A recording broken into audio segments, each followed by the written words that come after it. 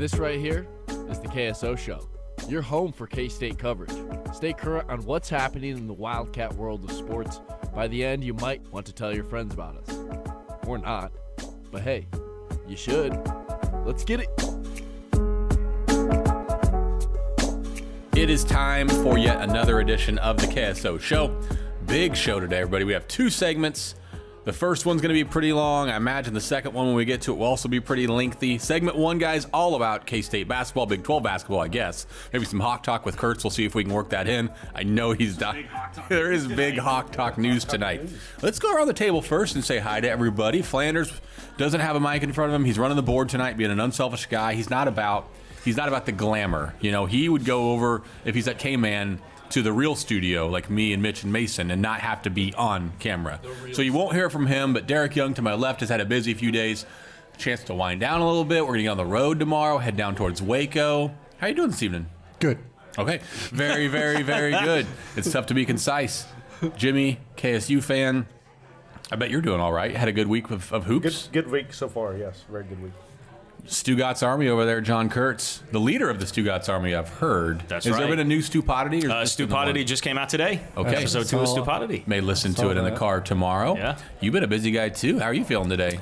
Tired, man. Yeah. I'm real tired. So my dog got all freaked out by the thunder snow last night. Thunder Kept me up all night. Serious. Yeah. It was so serious, I slept through it all. He did. DY put in 13 hours or so last night. So, guys, I've been thinking of how to start this. We're at the Tallgrass Tap House, of course. That's our sponsor. We really appreciate them. So I just want to ask an open-ended question to each of you, and you answer it however you want. This is not a trick. I don't have anything in mind. I just think it'll be fun to hear how you bring it. And I'm going to start with John Kurtz. What did that win for K-State mean to you on Tuesday night? I think it means to me that we are in for a legitimate race as K-State, the front runner, the legitimate front runner for the Big 12 now. I mean, you know, it was finally the mental hurdle that those guys hadn't cleared. They keep talking about bucket list games, and they added another one to the list, and this is by far the most important because what else do they have to fear in the Big 12? They've already won at Iowa State. They've beaten Texas Tech, and they're done with Texas Tech. I mean, I guess if you want to say Baylor, but really there's nobody that they're going to be scared of in the Big 12, and they're playing like the team that we thought they would be. With Dean Wade in 6 Big 12 games, they're 4th in the league in offensive efficiency. They're 1st in defensive efficiency. Another narrative that Texas Tech is the best defensive team in the conference. It's been K-State, man. And they showed that formula can withstand even a 7-minute scoring drought against Kansas. So what it told me is that they can clear the mental hurdle and that they can win playing like their C+, B- game against one of the perceived favorites in the Big 12. Very well said. I led with my strength, which was not Flando over there. It was John Kurtz. Same question. You can go the same route and talk about what it meant, you know, for the Big 12 race or what it meant for you. K-State's win on Tuesday night. I would go with the word validation, that it proved that what we've seen in Big 12 play after this first half of the West Virginia game is what this team is. That Texas A&M was a hiccup, was not what this team is. And that they can handle some pressure. I mean, this was a pressure game for these guys, and they always get docked for not handling pressure, I think, from some of our fans. And I think we saw that in a big moment, in a big game, we had multiple guys step up. It wasn't just one or two guys. We had a big game from Barry, a good game from Dean, but you had X step up, you had Cardi step up. And so when you see that, you start to think maybe this team is continuing to come together more, and even better things can be happening in the future than just what we saw on Tuesday night. A couple of strong acts to follow. DY, a quick note. I mean, you've never seen K-State lose to KU in Bramlage, right? Undefeated. So you don't know what it's like. So for you, this is just a regular occurrence, obviously. Right. So maybe you'll have a different perspective. What'd that win mean on Tuesday night for K-State against Kansas? I know that is probably a more emotional pull for folks that have been obviously more invested into this rivalry and know the significance of it. But for me, I think it kind of solidified, at least for the time being, in my opinion, that I think the Big 12 is going to be won either by Iowa State or Kansas State. KU losing Latrell Vick probably exacerbates or makes me think that even more. But I guess I have a hard time seeing it being anyone other than those two schools, especially if anyone's going to win it outright. I think it'll be one of those two. DY, Kurtz hinted at it. DY just said it. Imagine by the time you're listening to this, you know. But if you don't, Gerald Vick has taken, I believe, what they're calling a leave of absence from the University of Kansas. We'll be surprised. Personally, I don't expect to see him back on that team, but it's certainly possible. But it's been weird for him, since last offseason, obviously. So that's what he's referring to, what Kurtz meant, that Kansas loses probably their second best player, their second leading scorer, their best three-point shooter.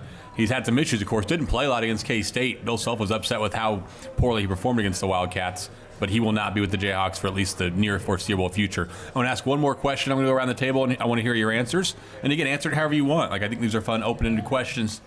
Kurtz, I'm not asking about Big 12 championship pick necessarily.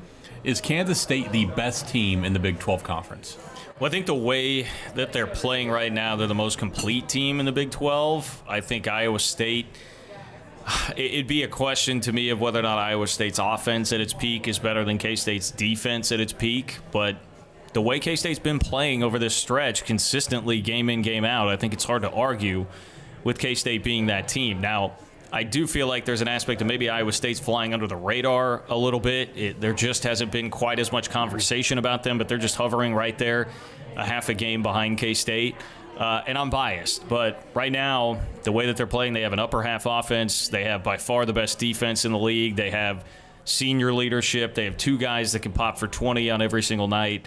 I think K-State right now is playing like the most complete team. That's subject to change, but right now I would say they're the most complete team.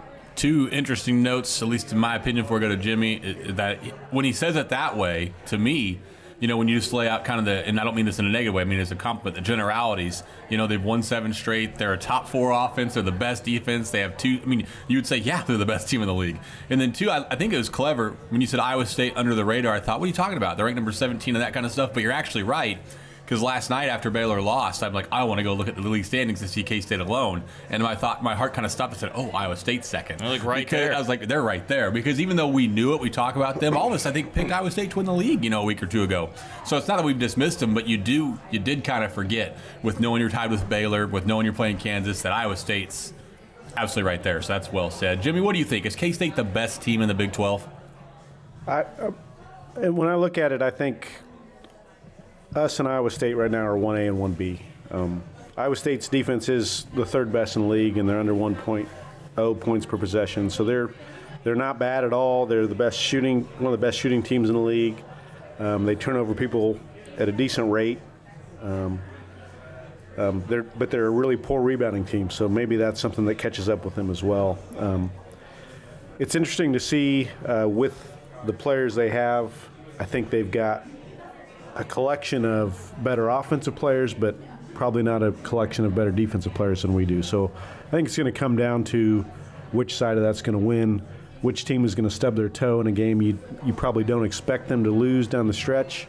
That one-game advantage in the loss scale right now and the win in Ames gives us the upper hand, I think. Yeah. Because we've already got the win.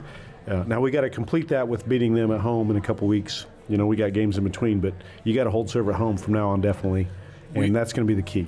We've said now to each other off the air, probably on the air some for a couple of weeks, that we had no idea at the time how big that Iowa State win in Ames was. We knew it was important because, at that point, think back to then, they'd just come back against West Virginia, but in the back of your mind, I'll admit it, I still was not convinced. I thought, great effort against West Virginia, that's awesome. But, let's see what happens. And they won that, and I still wasn't convinced. I think it's going to be fascinating if we look back at the end of the year and say that was the game that won them the Big 12. Like, it's entirely possible that could be the one that was the difference. But to DY, to get to you, they both have a hard time separating K-State, Iowa State. I would be exactly the same. I wouldn't have said anything different than them. Are those the clear top 2 to you, or is there anybody else you'd throw into that group? No, they are the clear top 2 right now. Texas Tech just not enough offense. KU's running out of bodies, and their depth is definitely going to challenge them the rest of the way. It'll be tough for them to do that. I agree with others that Baylor is probably going to fade a little bit down the stretch, and that does leave Kansas State and Iowa State as the 2 best teams at this particular time. I think they're very similar. The way I would separate them is, and it's kind of a little bit dwelling on past history too, and I know I've hampered this point, but Steve Prohm teams, at least at Iowa State, have struggled immensely on the road. I think Kansas State is just a tougher team mentally, and that's why they have fared better on the road. So even though these 2 teams are similar, The offense defense is just kind of reversed for each one. I think what separates them is just kind of the toughness and senior leadership on the road. We'll get back into talking about the Big 12 race. Of course, lots of previewing of the Baylor game coming up this Saturday in Waco.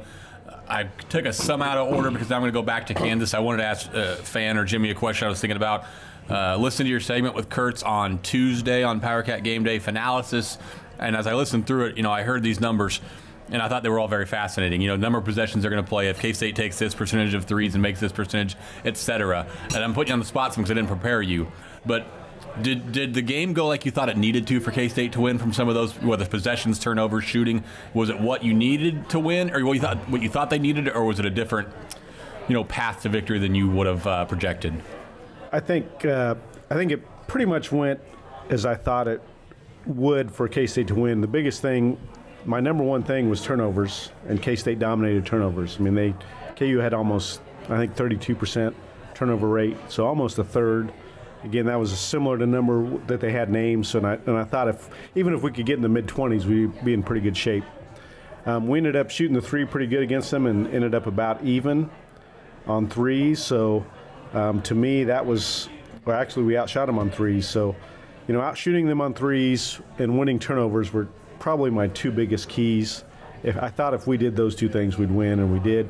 It ended up being a 71-possession game, which kind of surprises me, but – at the same time, with their number of turnovers, I think that shortened some possessions. I also think they seem to shoot it quicker. They've got a faster offense, and they take quicker shots than we do. But at the same time, we didn't have the number of possessions that came down to like the last 5 seconds of the shot clock either. We seemed to shoot a little quicker as well, which was interesting. And I don't know if that was by design or that just kind of came in the flow of the game. But really those two things that stood out to me that we had to win, we won. And, it made it easier for us to win that game, obviously. But really, winning the turnover percentage by the margin we did was going to help us win that game, and it did. I want to bring up, something that was said after the game, not to criticize it because I loved what happened, actually, and I love hearing Kurtz talk about it. I want to ask about the Barry Brown quote referencing Brendan Green, and also, did you catch, if you watch the video back, have you guys all caught what Cam and Dean say after Barry Brown says that? Have you guys all heard that? Shots fired or something like that? Cam said shots fired. I caught that even as it was going down, but I didn't catch this, but I did when Matt pointed out on video. Dean said bang, bang. Yeah, Dean muffles the mouth, says bang, bang. So I think it's just interesting. Those guys all had that on their head or in their mind. I think, one, it's fascinating to me that they held that grudge for 4 years, which I think is awesome, for one. And then, two, the people complaining about it, I get it. If I was a K-State fan and KU did, I'd probably complain. I'm sure I'd complain about Brendan Green. But, man, it's a rivalry, whether Kansas wants it to be or not. And I think it's great what Barry Brown said. It's a sport. He didn't hurt anybody. I enjoyed it. I know you did too, but what are your thoughts on it? Yeah, I think it's great. Like, I don't understand the downside to it because the only legitimate criticism I would think you could have as a K-State fan is this fires up Kansas and makes them more motivated. I mean, they already lost once to K-State. Bill Self was clearly – he's not used to dealing with that, and he is upset. Like, they had enough reason to be motivated already. It likely would be a game that, I mean, maybe not now. We'll see how Kansas hangs on, but it likely would be a game that has implications in the Big 12 as far as the championship is concerned. So, like, Kansas is going to be motivated for that game no matter what. Let's have some fun here. And whether it's holding a grudge, whether there's something more personal there for Barry Brown, a guy who had that game in Lawrence where it came down to the last possession, he lollygagged and didn't get a good shot. I mean, there's probably more to it than just that for all of those guys. And they've had to deal with fans being restless about not beating them, and that being the one thing. KSU fan. That's right.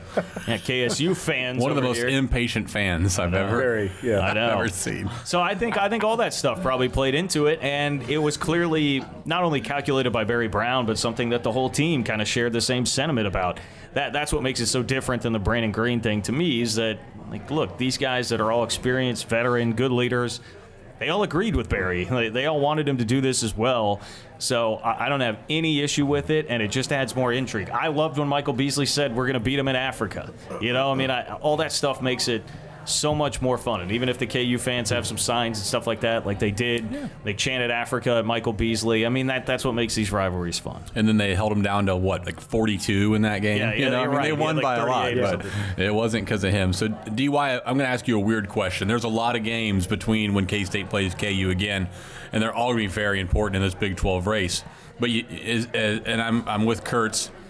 The only concern you have is riling them up, but then I agree, they're going to be plenty riled up to play K-State. They don't want to get swept by K-State. They don't want to lose the Big 12 to K-State. They'll be motivated when they play in Lawrence. So I'm asking you, after watching these two teams play, assuming Garrett's back and Vic is out, I'm not asking you to pick a winner, but do you expect K-State would have a real shot at beating them again on the road?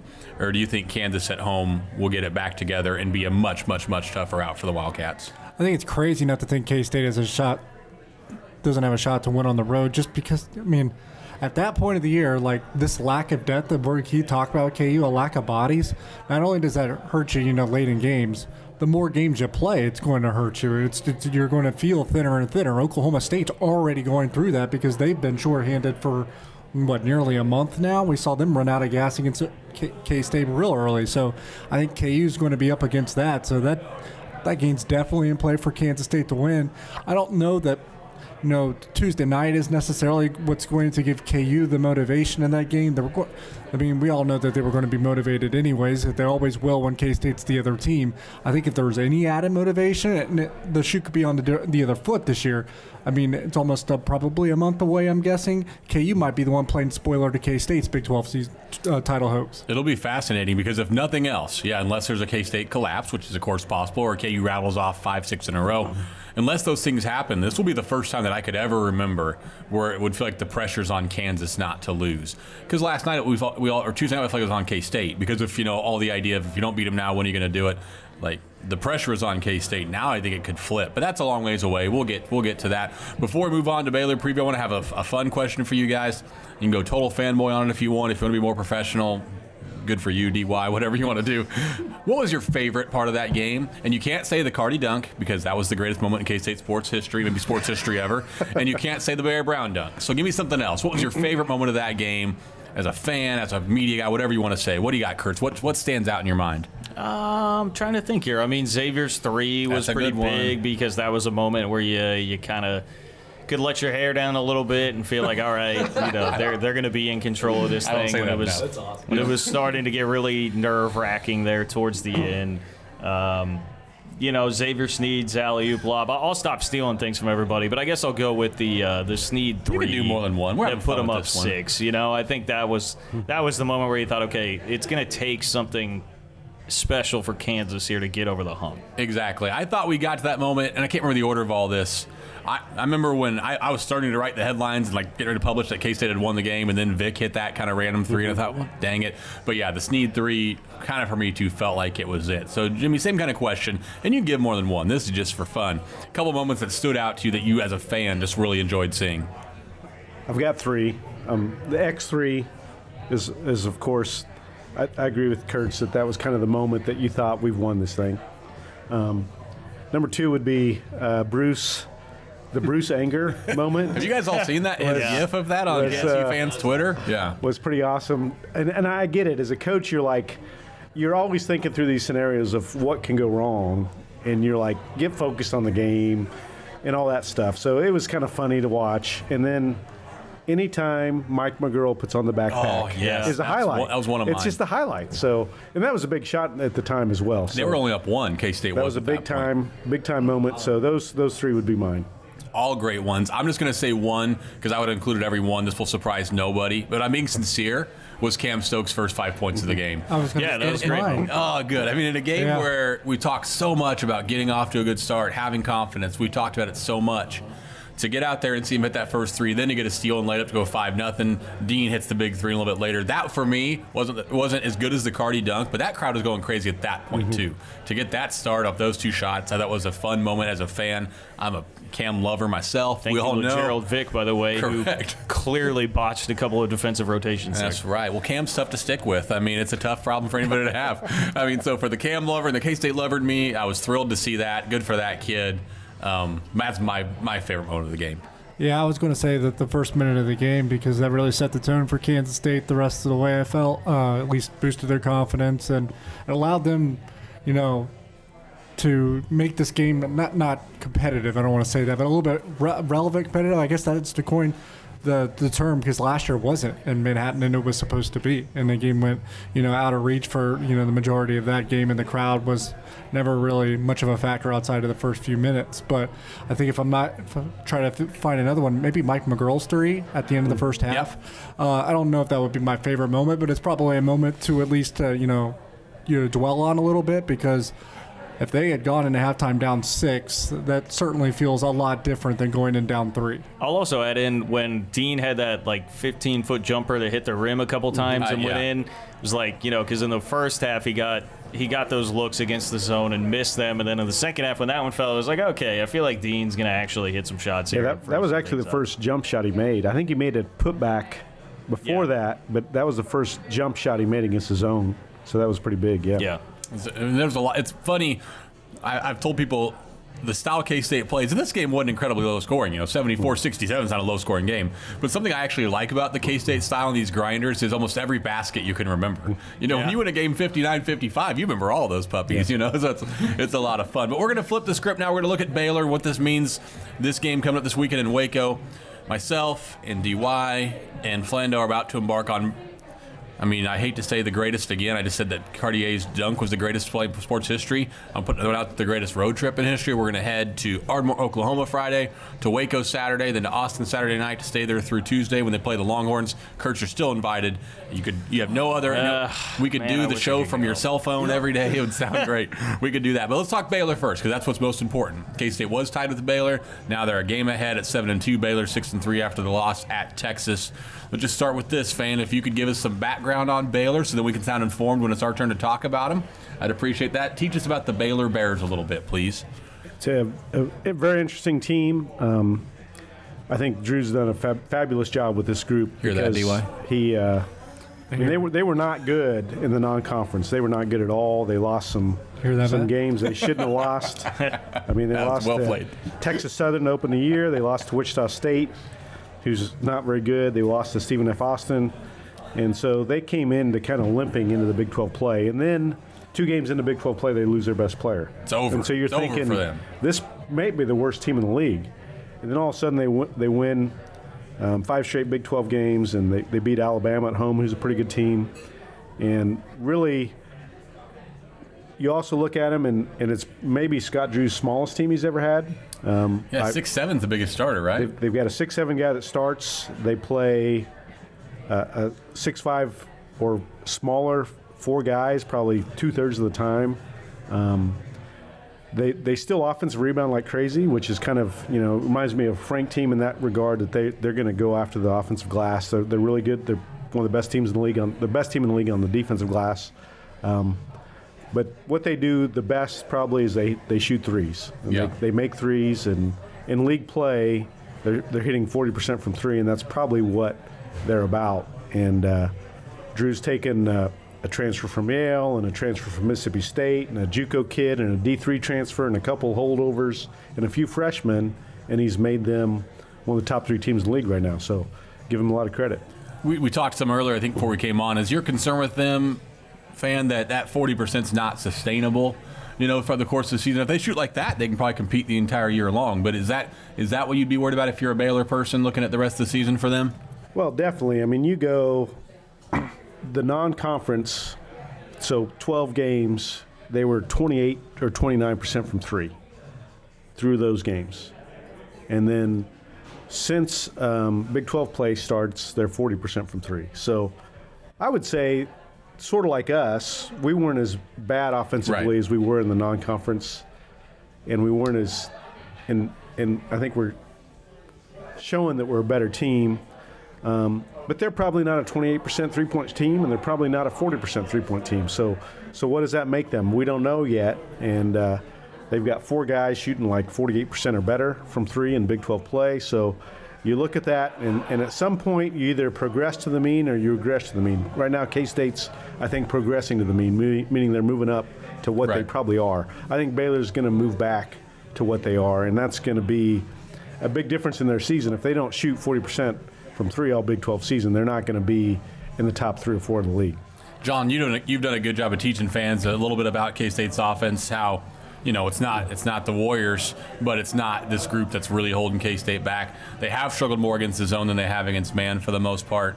But Baylor is in the zone that, for whatever reason, they've had success against. Do you think K-State does that again, you know, against the zone they've get to prepare a couple of days for and have had success against in the past? Or will they struggle against it like they have many times this year? I mean, I think they'll do fine. I think last year's probably a little bit of an aberration, but they averaged 83 points per game in 2 games against Baylor. I mean, they had the 90-point game, but they also scored 77 in Bramlage. Yep. Like, they tore apart Baylor's zone last year. So, if I recall, I don't know, didn't Baylor go to play some man in at least one of those games? They switched to man in both games. Yeah, I mean, they took Baylor, a zone team, out of a zone into man.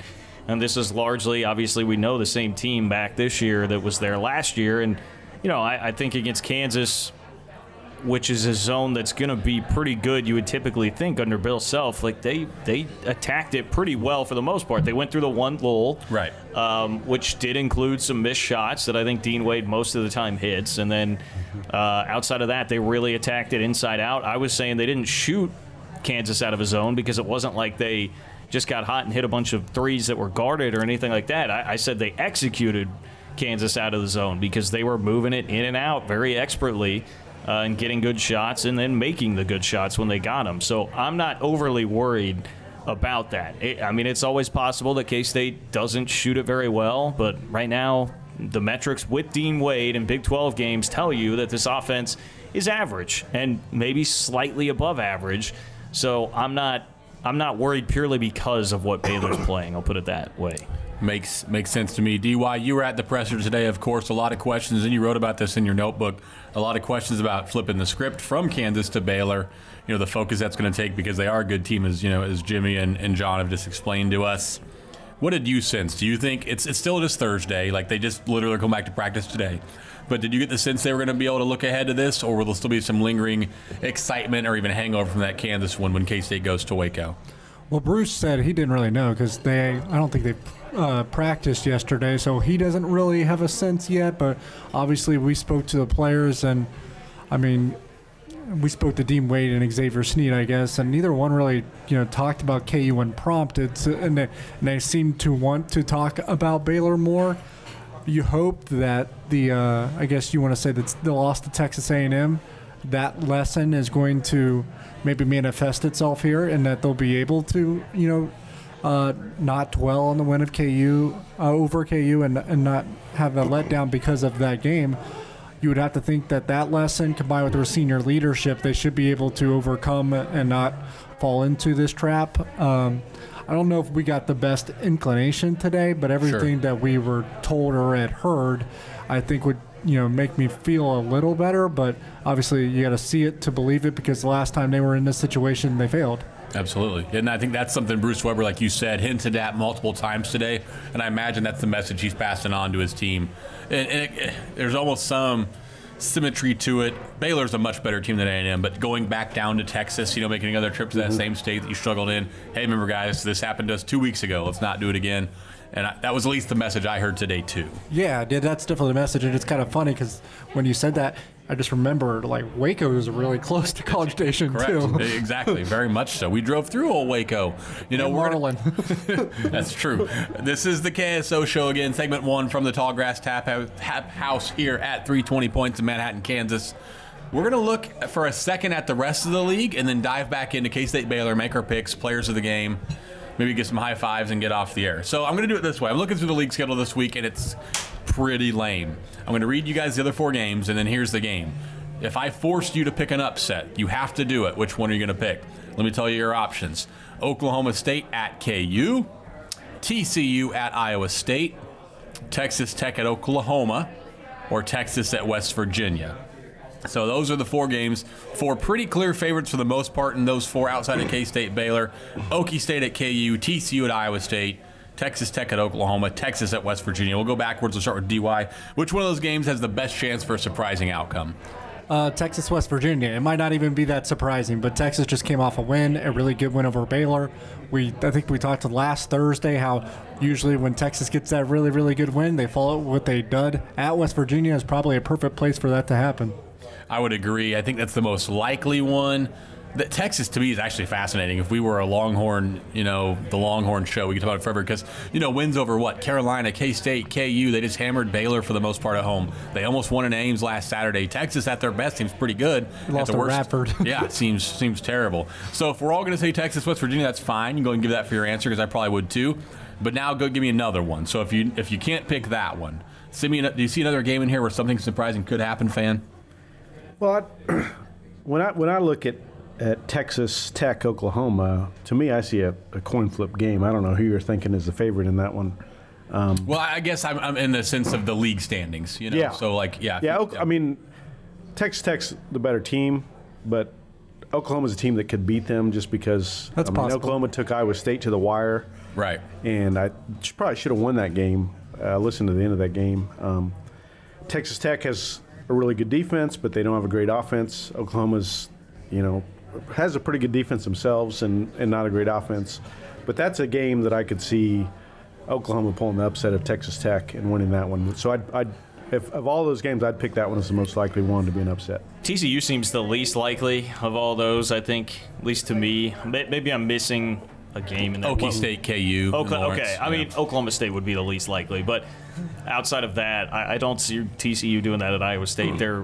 They 0-4 in Quadrant 1. I mean, they have not beaten a team like that this year. Yeah. 0-5. So I don't see that happening in Texas Tech.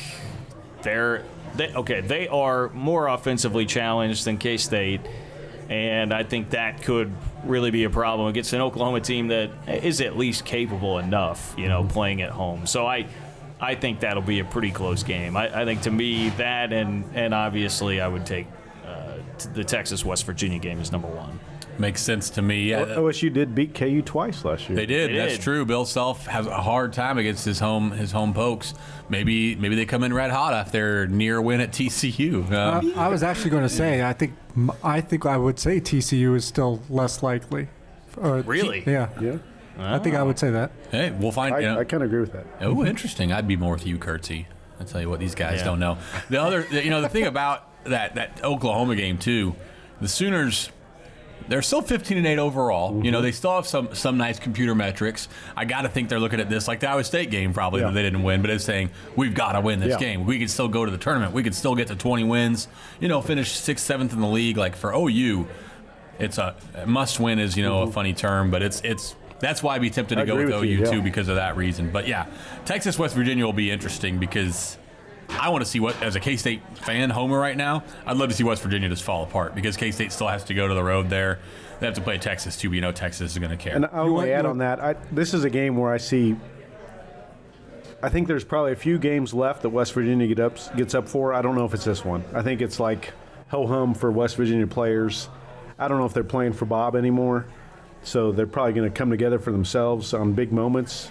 And I don't see them saying 13-10, 5-5 Texas is a big game for those guys. So I could see Texas just going in there and rolling by 25. Yeah, that's fair and really believable, and that might actually be the case. And now I guess I was just going to stress what Matt said. If you're a K-State fan, you probably want West Virginia to keep falling apart because playing in Morgantown is a little bit different than everywhere else in the Big 12. It's just it's a longer travel. It's a different kind of trip, and you'd rather have their spirit killed and have that, and just be able to walk all over them. Because if they're up for that game, and they might still be, it just becomes a really tricky place to play. And K-State's not really good there. No, they've been terrible. Yeah. Terrible would be fair enough. Man, there's been some games there. And we talked about this, maybe it was on the last show, but I remember a couple of years, maybe Wesley won his senior year when he didn't play. And the thought was, hey, look, this could be next year's team. And they lose by like 90 there at West Virginia. How bad was it last year? It was really bad. Yeah. Like they got destroyed at West Virginia almost last 30, year. wasn't it? Did. I think it was over 30, wasn't it, last year?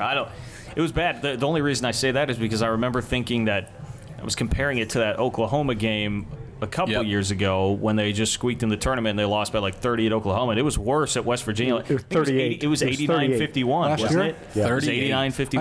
I told you last year. Deceptively close, though. I thought last year was just, A couple more shots fall, you guys.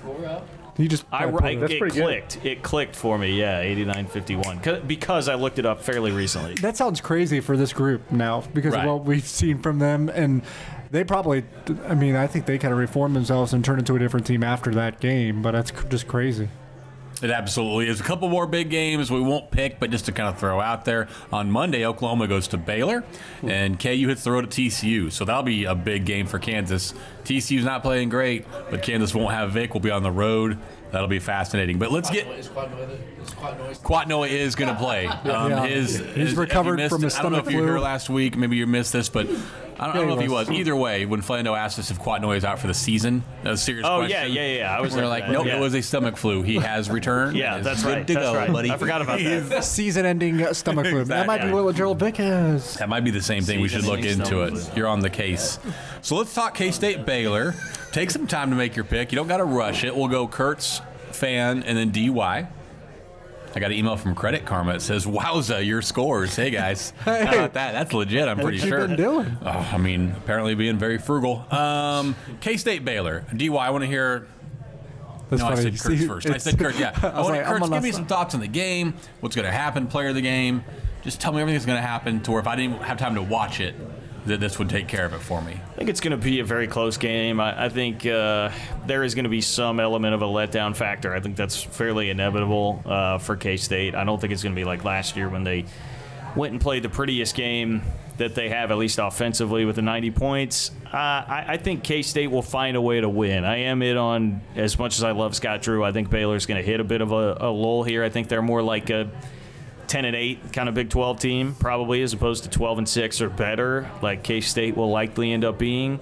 I would take K-State to win, man, let's see here, like 67-65. Very close game. Kurtz, I'm sorry, man. I think this has been a tough show for you because, one, Hawk Talk loses LeGerald Vick. You don't have that anymore. You got to pick Baylor to lose. And picking against Scott Drew. Yeah. So I appreciate you coming on here and being a trooper and dealing with an awfully tough set of circumstances this Thursday night. It is rough, at the Tallgrass Tap House. Fan, I'm sure you're as just as big of a Scott Drew fan and can't pick against him here. But what do you see happening when I was going to say Wednesday night in Waco, but that wouldn't make any sense because they play Saturday night in Waco. Number one, just looking through some of Dean's numbers, he doesn't have bad games. When I say a bad game, I mean an offensive rating of 1.0 or less. Looking through the last 2 years, he hasn't had two under 1.0 offensive efficiency games in a row in the last 2 years. So, number one, I think Dean's going to have a good game. Big game, Dean. I think this is a game that's ripe for him to make shots inside of that zone and open up the offense. Probably even less than Baylor, or less than KU. Baylor has smaller players inside that zone trying to guard him. So I see Dean having a big game. And to me, when Dean has a big game, I don't think it's going to be very easy for K-State to lose. So I see Dean having a big game, so I see K-State having a pretty good game offensively. They had success against that zone last year. I think they will again, and I see K-State pulling this one out. I'm going to make a bit of an audible here. DY, I want to set you up for success the best I can, so I'm going to have you follow Flando, if that's okay. Flanders, how you doing? Oh, yeah, here in Tallgrass Tap House with all my friends. So good.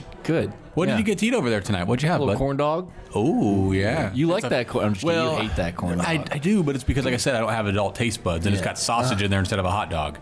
So it's a problem. But Flanders, we haven't had much from you. Why don't you give us your thoughts on K-State Baylor Saturday night at the is it the Farrell Center, right? Farrell Center? Yes. Is that what it's called? Hardest place to play the Big 12. No one goes to Farrell Center and gets a dub.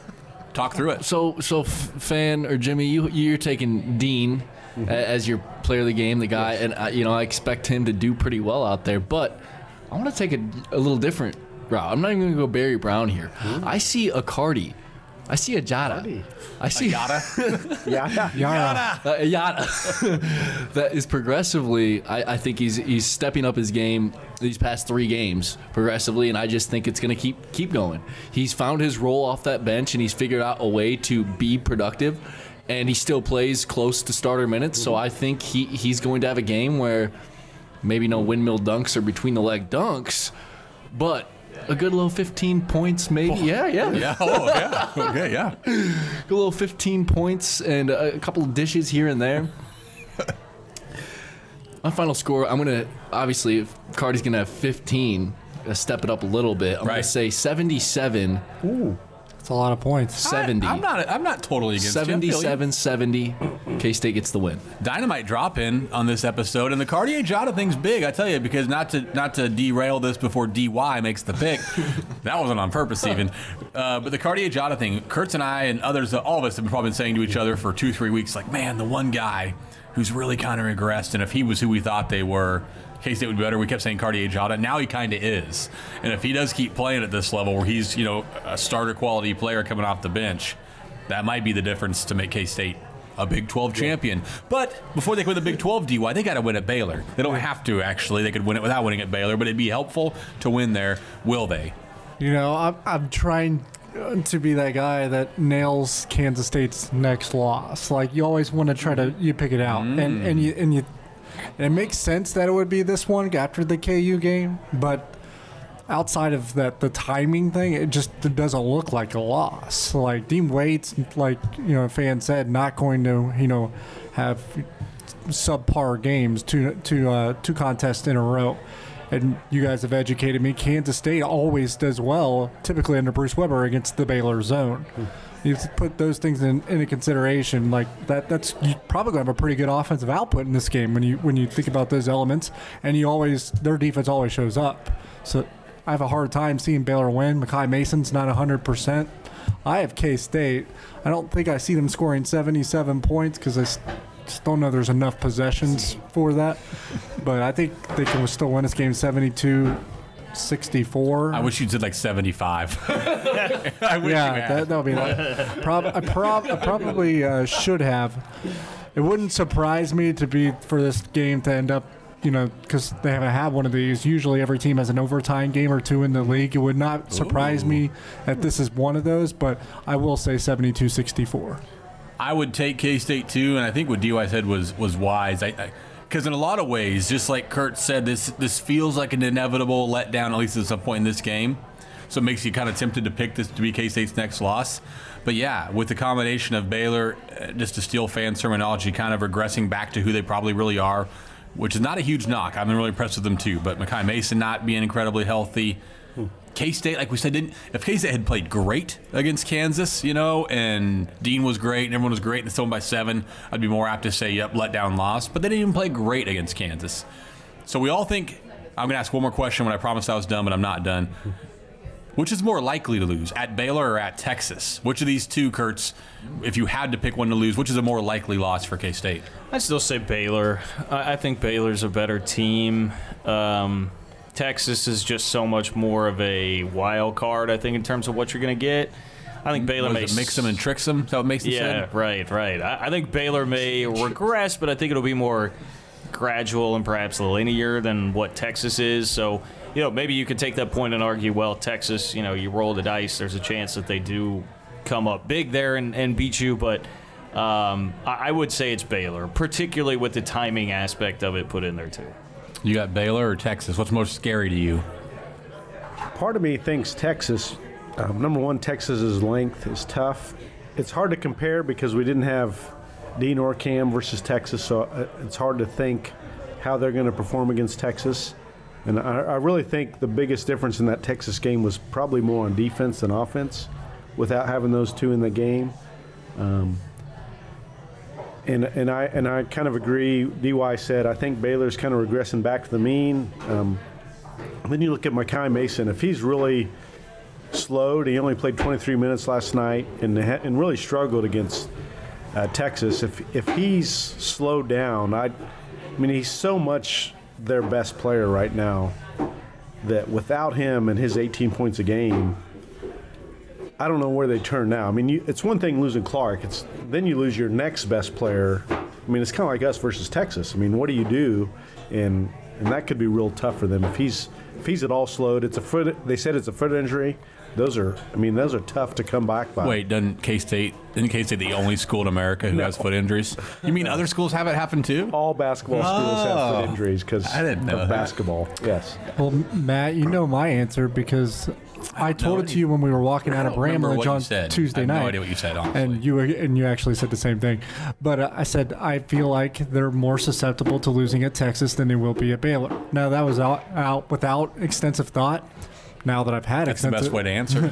But now that I've had extensive thought, I feel more that way than ever. And that's especially when, I kind of think to myself, I've always been expecting kind of Baylor to fade down the stretch, and then they got destroyed by Texas, on would be Wednesday night.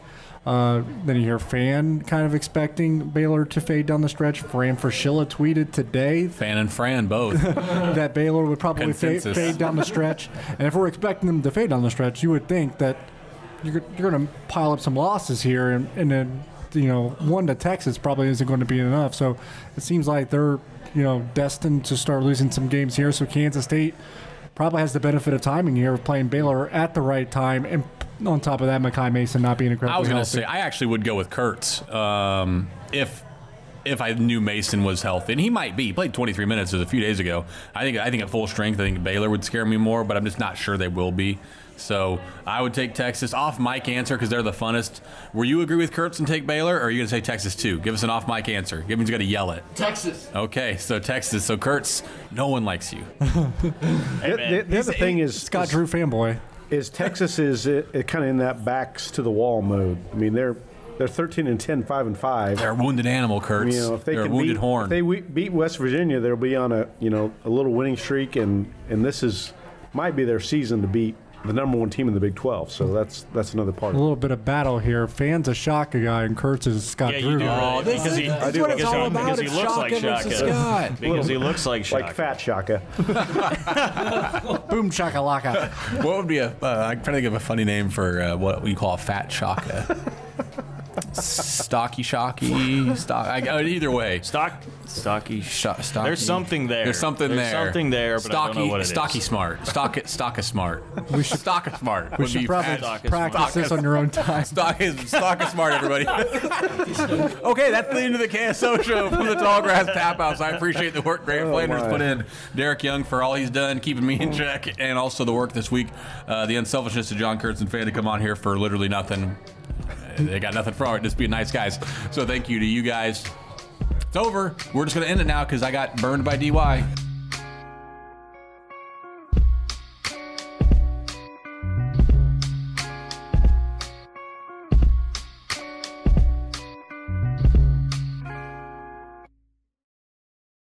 We return for segment 2 of this week's edition of the KSO show. We have left, sadly, for me at least, the Tallgrass Tap House, who sponsored segment 1. As always, segment 2, Derek, is sponsored by Harry's and Bourbon and Baker, both located in Manhattan, Kansas, on points. Same points, 5 points that you write, every single week, or every single press conference, it feels like, from K-State. We had one yesterday, of course, DY, signing day press conference, second signing day, right? As a recruiting guy, we talked about this a little bit before, but how weird is it now to have 2 signing days for football? And how much of the excitement really goes into that first one compared to this second one?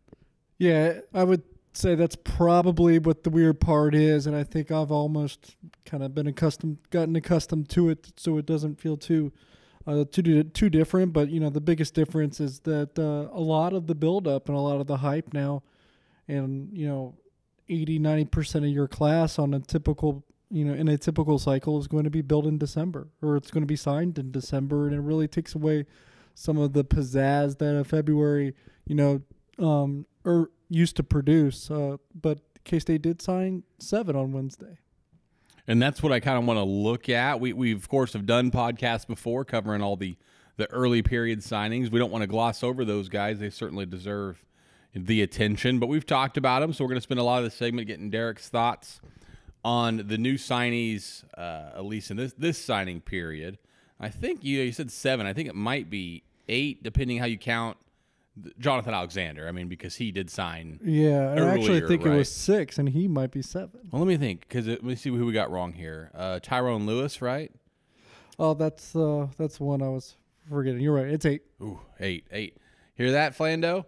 You got any comments from the sideline? That's fantastic. So what we're going to do is I'm going to walk down to 8. I just want Derek Young to tell us a little bit about maybe their recruiting story, what they're like as a player. This is the kind of stuff you see on him every time a kid, commits. He'll write a commitment story. He'll write a what it means, what we call story, where he explains a lot about that player and how they fit in. So this is the kind of stuff, if you're a member, you don't have to wait until this show to listen to, but if you're listening, we sure appreciate it. So, Derek, let's get right started. The first guy I have on my list, I don't have alphabetical order, so I apologize if I take you all over the place. But let's talk Tyrone Lewis. A little bit again about Tyrone Lewis's recruiting story, how he ended up at K-State, your thoughts on him as a player. Yeah, he's listed at 6 foot and 190 pounds. So when we're talking him as a player, I bet he's probably a little less than that 6 foot. So it's an under 6 foot safety. So he's going to be undersized, and that's probably at the end of the day, why his recruiting maybe didn't expand to, what some of the top, rated recruits get, all the offers. I think the one thing that held him back was his size. Now, he did have a good offer sheet.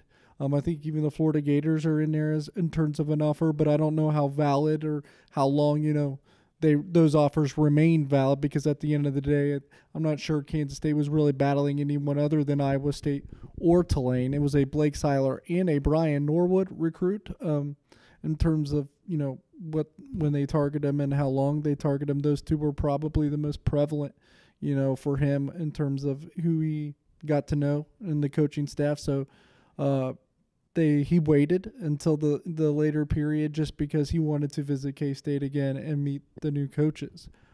He was committed actually with the Bill Snyder. Bill Snyder was head coach. He committed to them. So, but it's an undersized safety, but he can really run, and he's a downhill type of player. We don't know much about him in coverage because he plays so much downhill with his high school tape. You have to think that he'll be able to cover or can develop into that just because of how well he does run. That was DY talking about Tyrone Lewis, listed at 6 foot 190, like DY said, a little bit under that. Hammond, Louisiana, 3-star kid, signed with Kansas State. Derek, a player you asked specifically about yesterday to Coach Chris Klieman, is a player who's already signed before signing day yesterday. Should already be on campus. It's Jonathan Alexander. Rivals list him at 6'3", 205, Kilgore, Texas, Kilgore Junior College. Just a 2-star kid, but from the answer you got yesterday from Chris Klieman, he sounds like perhaps one of the more physically gifted guys in this class. Yeah, Chris Klieman called him a physical specimen, so he definitely doesn't consider him a 2-star recruit. He signed with K-State on January 14th, the day he committed, and he's already on campus and, in the strength and conditioning program. So some of the descriptors used by Klieman is some of the stuff he's gotten to see through, a couple of those workouts. He is long and he is built, and I think that 6'3", 205 is exactly what Klieman said he was during the Wednesday press conference, and he's somebody that I don't think runs, super well for a safety, and that's probably why some schools maybe didn't move forward as aggressively as Kansas State did. But Klieman seemed to, feel good about the way he runs and the way that he'll be able to cover. But just his size alone and his athleticism and his body makeup in terms of, having little to no body fat is certainly something that Kansas State really, really likes. And absolutely, like you said, sounds like somebody who's going to have a chance to get on the field early thanks to being already on campus like you've taught us, and also playing in a system that everyone's learning kind of for the first time. Next one's tricky, DY, because I'm not sure if I call him Clyde Price or CJ Price. I've seen more. I've seen both in the last couple of days. I've seen K-State release it both as Clyde and CJ, so I don't know what to do. Either way, Clyde Price, running back in North Kansas City, 6'1", 215, another 2-star kid, but somebody K-State wanted who could help out at a couple different positions of potential need. Yeah, when they announced the signing on Twitter, they used CJ, but on their signing day page on the Kansas State I went website, into the darn Rivals admin and said, I better change it to CJ because K-State announces it. And then, like you said, in the release said Clyde. Yeah. So now I'm the fool. Yeah, on their website it still says Clyde. I think he does go. I'm going I think back Clyde's to his it. given name. I think a lot of people do go by CJ, so I'm sure both he would approve of. He's a, one of the 3 high school running backs that they've signed. He's from North Kansas City High School, someone that, he might run out the clock here in terms of how long we wait to see if he can indeed make it to campus. So I don't think it's a slam dunk, but I think they probably feel fairly good if, they're going to allow him to sign. And in terms of who they beat out, I think K-State's probably the only one that pulled the trigger in terms of FBS or Power 5 schools on an actual offer. Maybe other schools would have if they didn't perceive him to be the slam dunk to K-State that he was. Iowa tried to get him in on an official visit the last weekend of the process. He rebuffed that, didn't make the visit, so they kind of told them, that he already knew where he wanted to be. All these 3 running backs that they have signed, and we talked about Joe Irvin, back in December. Right. He signed then, so we won't talk about him today, but he's kind of more of the bounce back where not necessarily the home run hitter, but not necessarily the power guy either. The power guy probably is C.J. Price.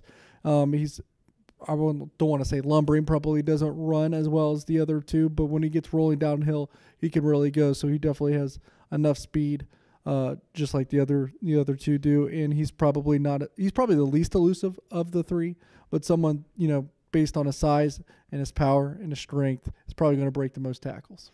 To break up the monotony of making you just run through names over and over again, you're listening to the KSO show presented by K-StateOnline. Derek Young joining us here for segment 2, presented by Bourbon & Baker and Harry's, both in Manhattan. Derek, you had opportunities yesterday to speak with Coach Taylor Bratt, Coach Van Malone, Coach Brian Anderson. You were a guest on the game on K-Man with them. If people haven't heard that interview, I'll ask you a couple questions from it. One, tell me something that you took from those guys or you learned from them too. And then a question I heard you ask both Klieman and Bratt yesterday was, was there more or less anything you guys wanted to accomplish you didn't?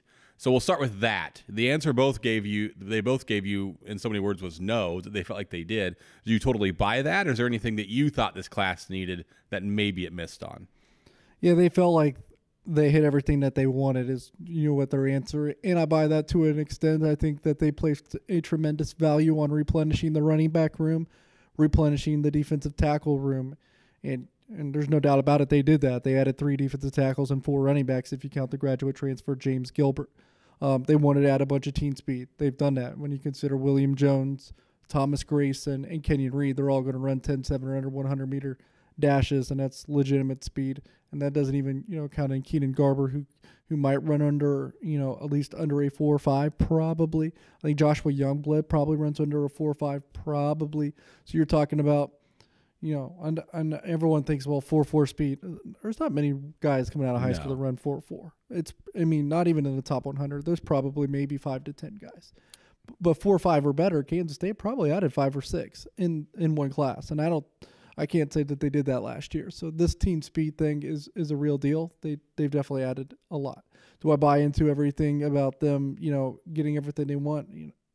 I'm going to say no, not 100%, because I think a question you asked Taylor Bratt, in December on that signing day press conference when he was made available, just like Chris Klieman, was what are some of the other things you want to address? I think in that thing he said tight end. They needed more tight ends. They didn't get another tight end. I think that, you missed on Gavin Potter. Obviously, he picked KU. That's not something that surprised them, obviously, but I think if they had their druthers, they'd get another linebacker. Right. So I don't think it was 100% that they got everything they wanted, but they came pretty damn close. What else did we learn? I was going to say, speed. They wanted to talk about speed a lot, and more power to them. That's what this class was about. So that's kind of repeating myself on that. But I thought I asked another interesting question. I said, you guys were very aggressive over the last 4 to 5 weeks on the recruiting trail. You're hitting high schools or visiting homes almost every day of the week.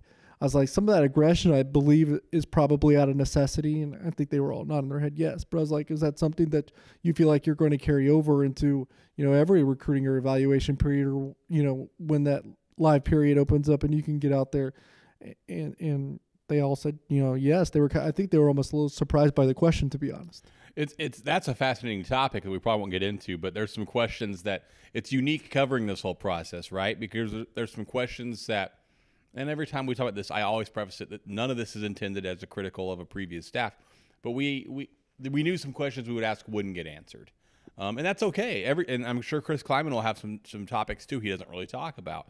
But we wouldn't typically just ask so directly about a player or about the redshirt rule or about how they're spending their time on the road because we knew it wouldn't really be a topic they want to discuss or answer. So now you ask some of these, and they were polite, of course, but they seemed a little surprised. And then also when we hear praise, outward praise for players like a Jonathan Alexander or whoever it was yesterday, we're so accustomed to hearing that we can't evaluate this class for 3 or 4 years, which is still accurate, by the way. But, I mean, that Bill Snyder would always say that now we're like, oh, wait, so now you're telling us this guy is this good of an athlete. We have to understand, how different that is. But they're not afraid to kind of speak their mind a little bit more, be more engaging, and they're not afraid to – because I think, some coaches are going to, take a step back and maybe not be as, complimentary or – heap as much praise on a kid because I don't think they want to hype him up and then, something happens or the kid can't handle it or it doesn't happen and then people are critical of that statement, in retrospect. But the staff does not do that. And the perfect example, not just the Jonathan Alexander praise. And I thought this was interesting, just the language that he used, but Chris Klieman called Joshua Youngblood the steal of the class. And really unprompted, too, if you remember the way he brought that up. The question wasn't about Josh Youngblood. And you're right. That's the difference. Bill Snyder went out of his way to not hype a kid up. He wanted him to earn it, 1. 2, he didn't want to set unfair expectations on that kid. And then 3, you're right. No one wants the backlash of, hey, you told us Jonathan Alexander was, this level of athlete and then didn't produce. This staff's going to be the opposite and not be afraid of that. And it'll be refreshing to cover and to listen to and for, I'm sure, everyone to read, but it'll be interesting over time, to see how that works and if that changes or if it stays the case. Yeah, it'll be interesting how it gets perceived over time because one of these times they're gonna do this for someone and they might not necessarily meet those expectations. So it'll be interesting how they react in response to not just us but fans. But like, but you told us this. I know exactly. Let's jump back into the players with a speedy one who you just mentioned, the steal of the class, Joshua Youngblood, listed at 5'11", 183, Berkeley Prep in Tampa, Florida, just a 2-star kid. But he did have legitimate Power 5 schools interested in him, trying to get him on signing day, and K-State landed him DY. Yeah, he took it. He visited Kansas State, obviously on an official visit. He was going to visit UCLA. They pulled back. They basically just conceded that one to K-State because they knew they were going to get him. Boston College hung in there and got a visit out of him because they were going to try hard. And I think he said in his interview with John Kurtz on K-Man, for the game, his signing day show, Kurtz asked him a question about some of those other schools, and I think Youngblood put a nugget in there that I didn't even know in his conversation with Kurtz, saying Michigan State tried really, really late to even flip him from K-State. So that was interesting. But in terms of what he is, he's going to be kind of that hybrid player, running back, wide receiver, slot. Just find a way to get the ball in his hands. That's what Klieman had to say on Wednesday. Calm down, everybody. So yeah, they just want to get the ball in his hands. He's that hybrid player. Someone that I've kind of compared him to because I think he's going to be used similarly is what Darius Shepard was at North Dakota State. And I know it's cliche and people have probably heard this before, but he is quicker than fast, which means he's going to be faster and he's going to win that, the first 10 yards or the first 15 yards. But you get it past the 30 or 40, then he probably comes back to the pack a little bit. So in the short spaces is where he's going to do most of his work. And that's something that Chris Klieman talked about, just what you said. He was asked, what position he's going to play. And, technically, I'm sure he's going to say wide receiver on the roster, and that's what Shepard played technically at North Dakota State. But they will just use him as an offensive weapon for sure. I appreciate you mentioning the K-Man show. And if you haven't listened to it, it's linked on our site. Just look for the game. It's linked on the front page, at least right now it is, I believe, at K-StateOnline. Our Twitters will always retweet the heck out of it. John Kurtz will be there. Because like you said, you get to hear Van Malone, you get to hear Brian Anderson, you get to hear Taylor Bratt. DY's on with all of those guys. Of course, so is John Kurtz. And then John did a great job. I can't even forget them all, but remember them all, what I'm trying to say.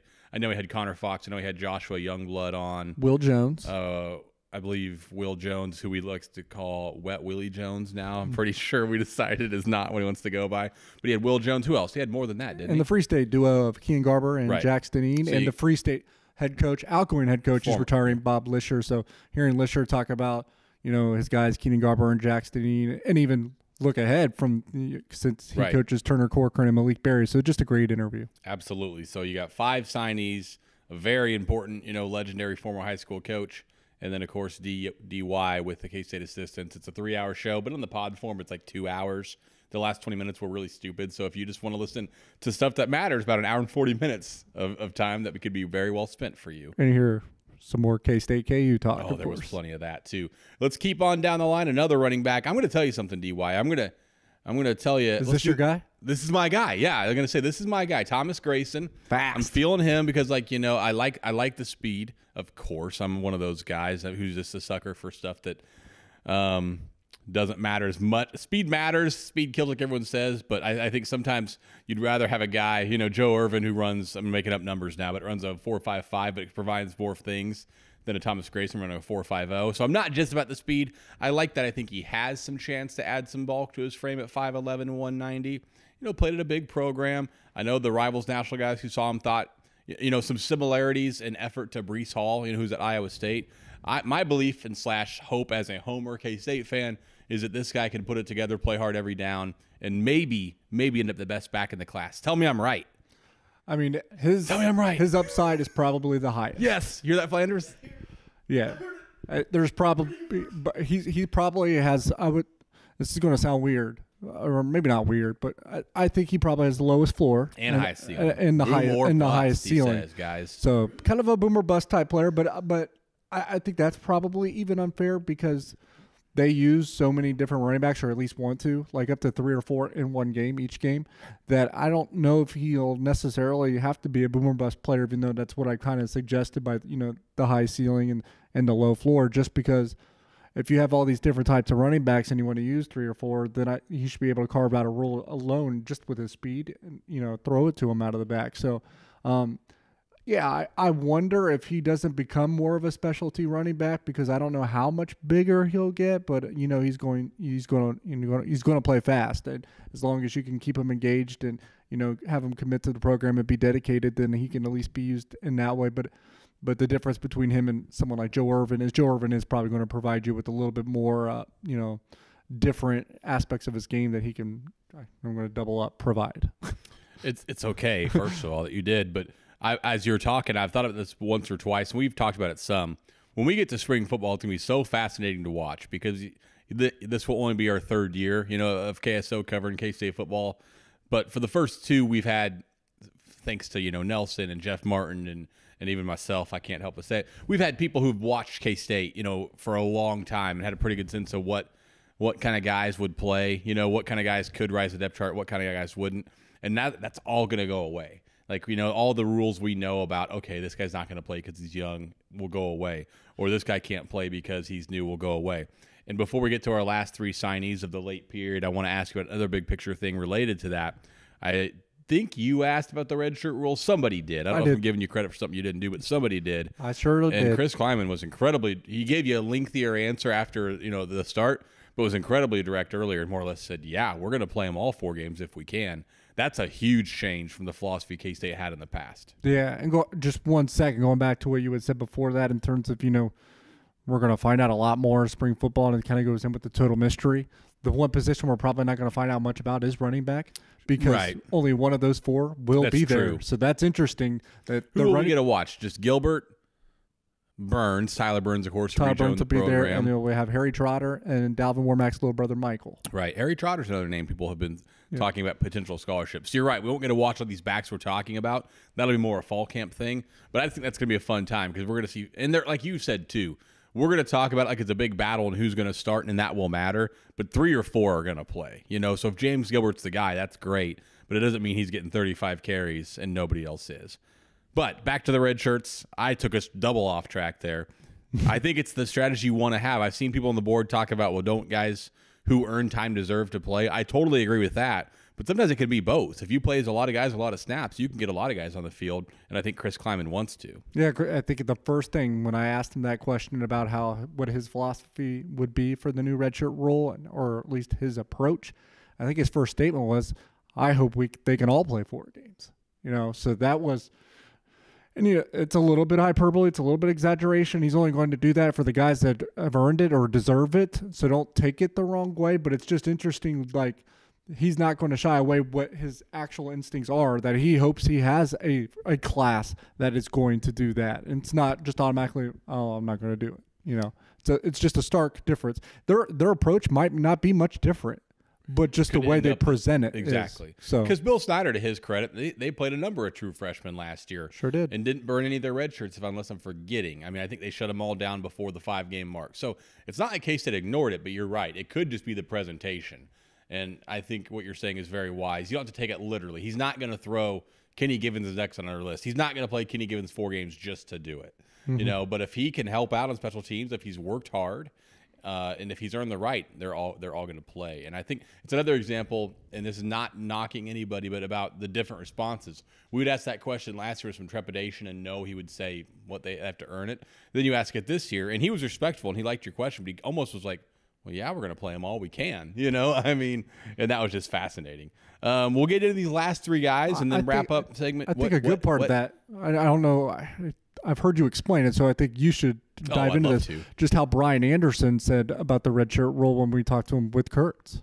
I was in Studio B. I was in the junior varsity studio. I did hear it. I heard him brought it up. He brought it up about what he faced in North Dakota State. Yes, because he played. I'm going to steal it now because you're right. He played against North Dakota State at Illinois State, and he was surprised that some of the guys they had prepped for or looked for from previous meetings or previous tape this season just showed up on the field, and they thought it was really smart how North Dakota State. I got this from reading your notebook. I didn't actually listen to this when I was at the show. They were in the playoffs. I was in Studio B and got kicked out. Yeah, so I didn't care a word you guys said. So they were playing North Dakota State early in the season, and then he saw some faces later in the season. He's like, oh, I mean, we didn't even see those on the field. And he said he got in the playoffs, and there was even more. Right. They were playing guys in the playoffs that I don't know if this is exaggeration. It might not be, but he said he felt that they were playing some dudes in the playoffs that hadn't even played in the regular season. That's how they used it, just to stay fresh. And something that Anderson said, just the statement that kind of got to me. He thought North Dakota State. He said, he's like, I watch a lot of college football. I watch the MAC, some Power 5, whatever. He's like, I'm not sure there was a program that used it better than North Dakota State did. I always thought in a perfect world, and I know it's risky, but I think it's what they did, is if you could, to use those for the last few games, it's very natural to say, throw them out there against Nichols and against whoever in the first few games because you're going to win. And I do get that. That's a great chance to get experience and those kind of things. But if you're looking for a competitive edge, you'd want it to be those last 3, 4, 5 games of the year when people are beat up and you can get these guys on the field for 5 or 10 snaps or whatever, assuming they're ready, when they have fresh legs. I mean, they would look like different players out there, even though they're young, but they have time to know the system and then be healthy against a bunch of guys who are pretty beat up. And there's different reasons to do it. Brian Anderson, alluded to, they had some guys out there at the end that, hadn't played before.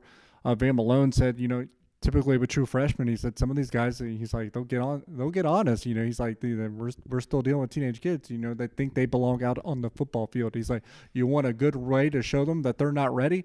Throw them in for a play or two and watch them get overwhelmed, and then they want to redshirt at that point. So he's like that's not something that they're afraid of doing either, which I thought that was interesting. I never even looked at it that way. And then he said there are some players where you don't really know what you have until you throw them out on the field into the fire. And he's like, there's some players in practice are like, I mean, I don't know how this guy's going to do or what he can provide but then they throw him on a football field and said all of a sudden he looks 10 times better than he did in practice. And the one player I thought about that was last year when we watched Cartier Jara in practice. Sure did. And he didn't look like he knew, anything on defense. He knew half the sets on offense. All of a sudden, was it Cam Stokes that got hurt? Kind of rushed. They had to rush Cartier out on the floor because he hadn't played a lot before then. That's when Cartier he figured it out. We used to joke that we went to at least one practice last year. I know the one you're talking about because that was one of the very early ones. We went to one a little bit later. Flano and I did, where it felt like it was just pick on Cartier Jada for 3 hours at practice. And it's one of those things, too, where, this guy's not ready to play. And then different sport, but like you said, then you get on the field like, oh, my gosh, he is. The only question I listened to the answer from Brian Anderson was my one about his boy Chris Lowry and how they felt about beating KU in that conversation. After that, when you guys banished me to the backup studio with the more talented guys, to be fair, Mitch and Mason, the most talented guys on that show. But I didn't listen to you guys. Let's talk about football recruiting some more. Kenny Givens, back K-State gets into Chicago. Hubbard High, it looks like, 6'4", 272, listed as a D-end here. Probably a 3-technique defensive tackle for K-State. Was committed to Toledo, I believe, at one point. The Wildcats stuck with him, finally offered, got him. Tell us about Kenny Givens. Yeah, well, you told the recruiting story. I'll tell the rest. He put on 30 pounds in the last year. I think I want to say that about 15 of that came 10 10 to 15 commitments since just his senior season ended. So it's just a guy that's starting to figure it out. His body's, moving into that direction, which is why he's a defensive tackle and not going to be a defensive end. And he moves so well. And the thing about it is, he went from 242 to 272. He probably was still playing this last season at 260, and he played just as fast at 260 his senior year than he did at 240 his junior year, which really, makes you, excited about, is he still going to be the same amount of athleticism and speed as he had at 260? Can he be that at 280, 290? So he can be a really active player as a three-technique defensive tackle if he continues to maintain this level of athleticism and speed. They just need to keep his head on straight and keep him focused, and he's admitted that. I mean, I talked to him, for his commitment story, and he mentioned, if I have to put 100% of my time in academics, I'm going to do that. He said, I'm not going to fall into the trap in college that I did in high school academically. I thought that was a fascinating quote, and I enjoyed reading that because I've seen similar quotes recruits have given you before, but never worded that way. So strong. So strongly, and more or less being accountable and admitting, and I'm not trying to make it sound worse than it was, but he almost admitted, I failed at high school academics. I should have been better. He did good enough because he's going to qualify and get to K-State, so he's probably a little hard on himself. But I just thought the fact that he admitted that he didn't do a good job signals to me he'll probably do a good job in college, because usually to correct something you have to actually believe and know you did it wrong. So I liked that quote, and I thought you placed it well in that story. Yeah, and like you said, high school recruits typically don't have that much accountability, or at least want to be outwardly public about that. And that's totally understanding. But seeing him do it kind of make me think, well, we're dealing with a grown-ass adult already. That's correct. Is D. White just going to cuss as much as he can on this pod? It's like we talk about, words he can say, and no, I just think it's great. I thought ass and damn were the two you could. Damn, you get those out there. Hell, probably appropriate.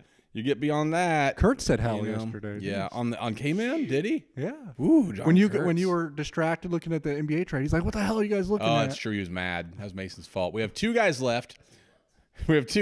Next one will be Kenyon Reed, listed at 6 foot 153, Long Beach, California. Big program out there.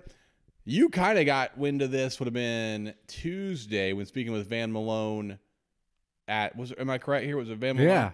Yeah. Flando had him on video. Yeah. When he more or less said, I must be a good recruiter in California because I just got a call. So we had a pretty good hint. You knew this before it released on the site. I think Kenyon Reed lets you know, or somebody lets you know because you're real important.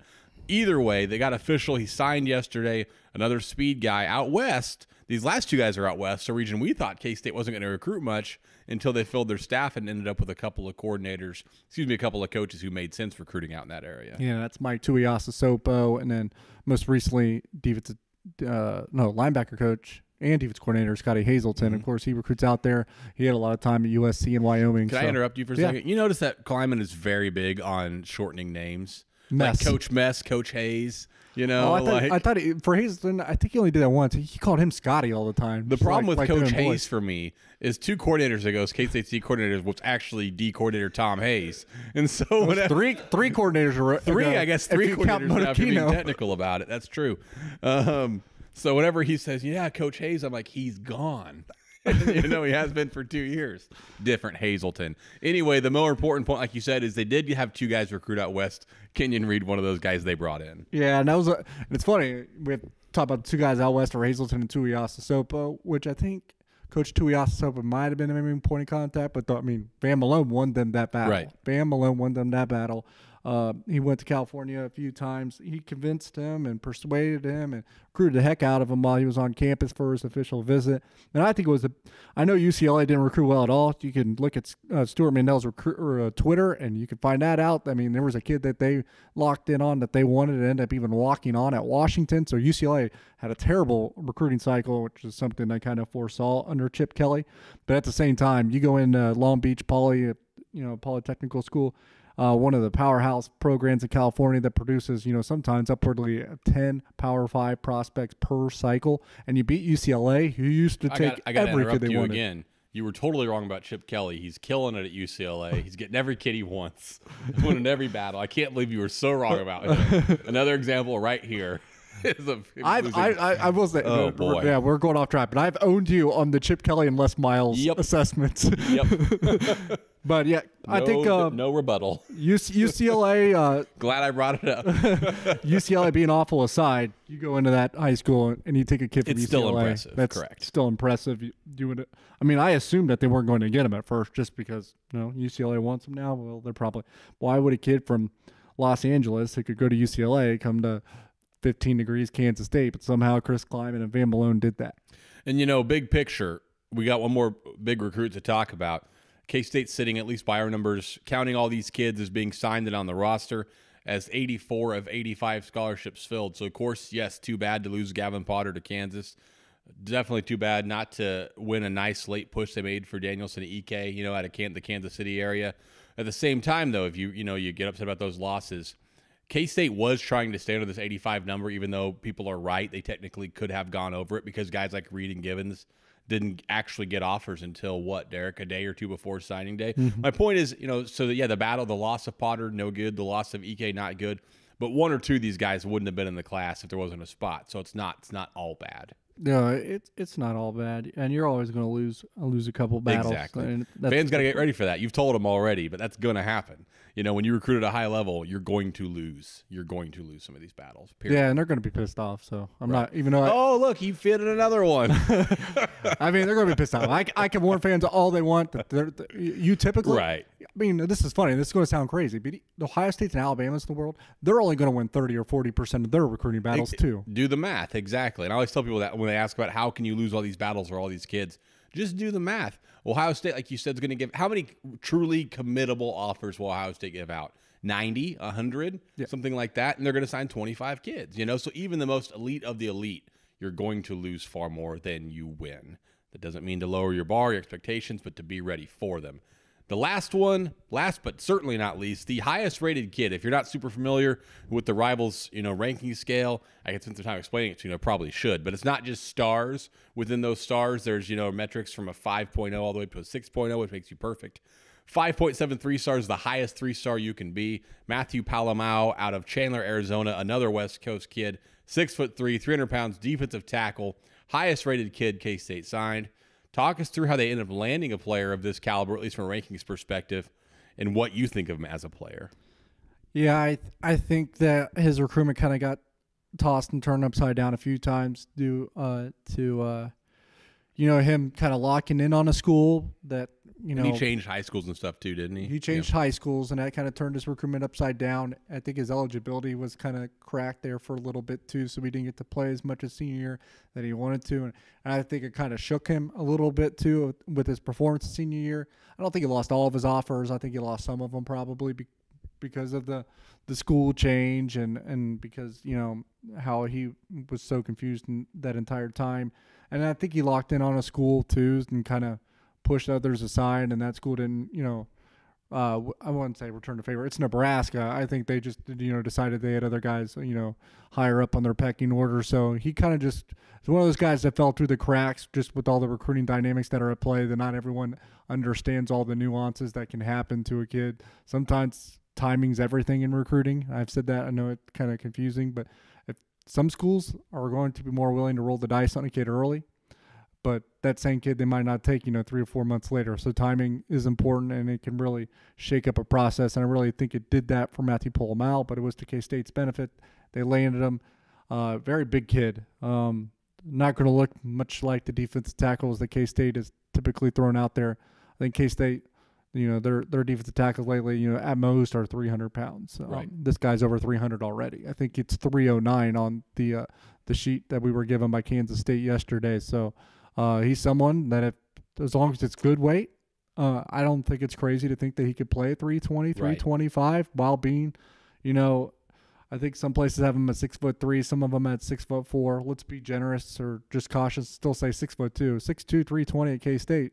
You still haven't seen many like that. Will Geary wasn't that. Trey Deshawn, while a large person, is not that. No, absolutely not. I'm trying to think in my head the last time K-State seriously played a D tackle in that 6'2", 6'3", 6'4", 315, 3. I don't know, honestly. I'm thinking back to Jerome Evans in 1998, and he was probably not even that tall. So I think it's been a while since they've had that much size, at defensive tackle for sure. A couple more things about football. We're on here with DY for the second segment of this week's KSO show. Presented to you, segment 2 is by Harry's and Bourbon and Baker in Points in Manhattan. There's a report from Yahoo's Pete Thamel, which I love to claim because we're Yahoo, so basically we get credit, right? Do we get credit for Mr. Thamel's report? Yeah. Am I saying his name right? Is it Thamel or Thamel? I always say because Thamel. if I'm gonna steal credit for it, I probably ought to pronounce his name. But Mr. Thamel tweeted out on Wednesday night that Buddy Wyatt, who is a name that maybe you've heard, he's coached at a number of Big 12 region, Big 12 schools, will end up replacing Blake Seiler, and refilling out K-State's staff. Any initial thoughts you've got on Buddy Wyatt you can share if you've heard anything? And if not, I'll just move on. But he has spent time at A&M, has spent time at Kansas, for example, Appalachian State somewhat recently. Just what have you heard on him? What can you tell fans about Buddy Wyatt, which appears to be K-State's final assistant football coach? Yeah, I think he was only actually at Appalachian State for 2 weeks. Well, that's not very long. I think it was one of those things where he took the job with the new staff and, obviously going to jump when Klieman gives him that call. He's worked with Van Malone before at SMU. When Van Malone was the defensive coordinator at SMU, Buddy Wyatt was the defensive line coach. So I think, I'm not sure if he has a direct line or direct connection to Klieman, but he certainly did to Van Malone. And obviously you want to network not just from the head coach, but, from the assistants down. And if it's someone you're comfortable with hiring, and that's what Klieman did here, I believe. He's coached a lot of different places, just like Mike Tuiasosopo did. I think, someone said, it's another Mike Tuiasosopo. I don't think I would go that far. I think that I want to say more accomplished coach, but I think he's been in some more promising roles and promising schools, at least multiple ones. And having been at Big 12 territory for, a large portion of that is certainly different than Tuiasosopo. And, being at Texas A&M, being at Kansas, I think, some other schools and, in the southern part of the Big 12 region, he certainly has recruited Texas before, and that's obviously going to be a benefit to K-State, adding another Texas recruiter, especially when the guy that was probably going to help, I would say, complement Van Malone in Texas was probably Blake Seiler. No doubt. That's a good replacement of that. And his son, Fred Wyatt, played at Lawrence Free State High School, went on and signed with Northwestern. I think it was class of 2000. Lawrence Free State, huh? Yeah, so another Free State connection. I don't know if it's a tight one, obviously, but his son played there. That really wraps up the 2019 class and what I want to talk about. We're a little over 40 minutes into this segment, too, so we're going to wrap it up pretty soon. I know hearing me and DY talk for this long period of time can be hard on the ears out there. But for 2020, probably going to be a class where they can sign 25 kids, the max, maybe a couple more if they want to count back and do some gray shirts, those kind of things. We've talked a lot about how important this state of Kansas class of 2020 is for this group and that going forward. We've already released on the site our KSO big board for the class of 2020, ranking what we believe the top 10 prospects, a combination of talent, the realistic possibility of getting them in the positions of need for K-State. I don't want you to rattle off the whole list or spoil it. They know Turner Corcoran's number one. Just out the top of your head, I didn't prepare you for this. Give me another couple names to tease people a little bit that are on that list to watch for 2020, and then we'll wrap up the recruiting part of the KSO show. Kai Thomas, running back, Topeka High. I think he'll be a Wildcat at some point. I would say the same thing with defensive end Nathan Matlack out of Olathe East High School. Almost froze there for a minute. Malik Berry, linebacker, Free State. Obviously, Turner Corcoran's high school teammate. Matthew Hall's favorite recruit by far. I wanted to put him number one on the list. I got voted against. Yeah. He's still number 8, I think. I think he is. Yeah. So, so those are, it's probably splitting hairs. But if you told me, what 3 Kansas kids, and there's mostly Kansas kids in that top 10. Right.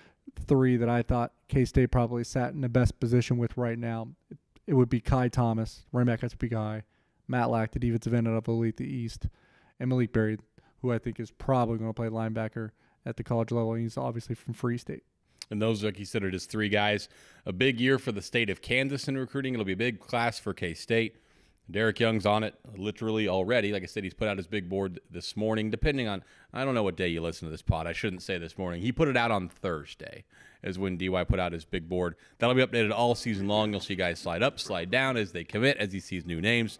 It's going to be the most fun recruiting class to follow at Kansas State in the history of sports. I'll just say that. Is that too strong?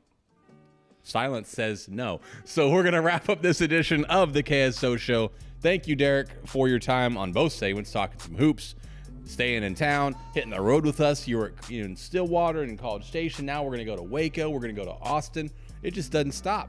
Stop. I'm like homeless right now. Yeah, good. You got a home here all the time. So for Derek Young, for Grant Flanders, for running the board for us today throughout this entire show, appreciate his work. I do appreciate everyone at Tallgrass Tap House for hosting us for segment 1. We had a lot of guys there tonight, and it was a busy night after the big win over Kansas. Thank you for listening to the KSO Show, and hopefully subscribing to K-StateOnline, maybe even our YouTube page, Rivals KSO on YouTube. Do us one favor.